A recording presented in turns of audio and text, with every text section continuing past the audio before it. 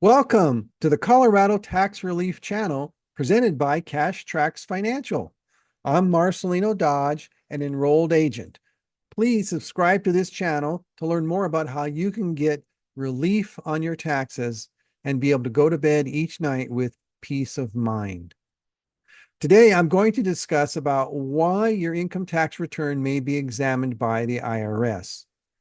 Over 20 years of doing tax returns, I have found four main reasons why a tax return may be examined. First, it's often because of failure to report all your income, which maybe you forgot a W-2, or maybe you forgot you were going to get a 1099 from somebody. That can often trigger it. Secondly, more than one person or taxpayer attempts to claim a qualifying child.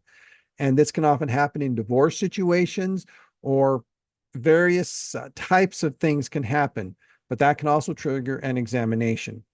Third, high income earners with significant expenses, but the way they're living doesn't match that. And so that can cause a trigger for an audit by an IRS to examine. It's like, wait a minute, these things just don't match up. Fourth, excessive charitable deductions on a tax return. Once again, that could be unusually high based on a taxpayer's income. There are other ones too, but yet those are the four most common that I seem to encounter. To reduce the chances of an examination or to be able to deal with an IRS examination, one, make sure that you do report your income, all of your income. Make sure you have all of your W-2s and any 1099s. If you work for somebody and they ask for your tax information, expect to get a 1099 and make sure you wait for that or inquire of them about that and make sure you report that on your tax return. Of course, secondly, accurately claim a qualifying child. Ensure that you are the person or taxpayer that is to claim that qualifying child, whether you're the parent or the grandparent or another party perhaps that can claim that child. Make sure that you're the accurate one and then have the documentation to support that, once again, just in case.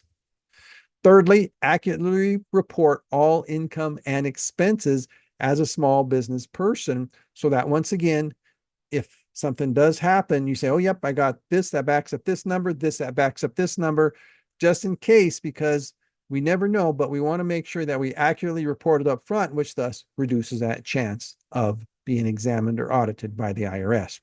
And then, of course, fourth, make sure you have proper documentation and receipts for all charitable expenses that you try to deduct on your tax return. And importantly, if you make a contribution in excess of $250 during the year, make sure you have a letter of acknowledgement before you file your tax return from that charity that you made that donation.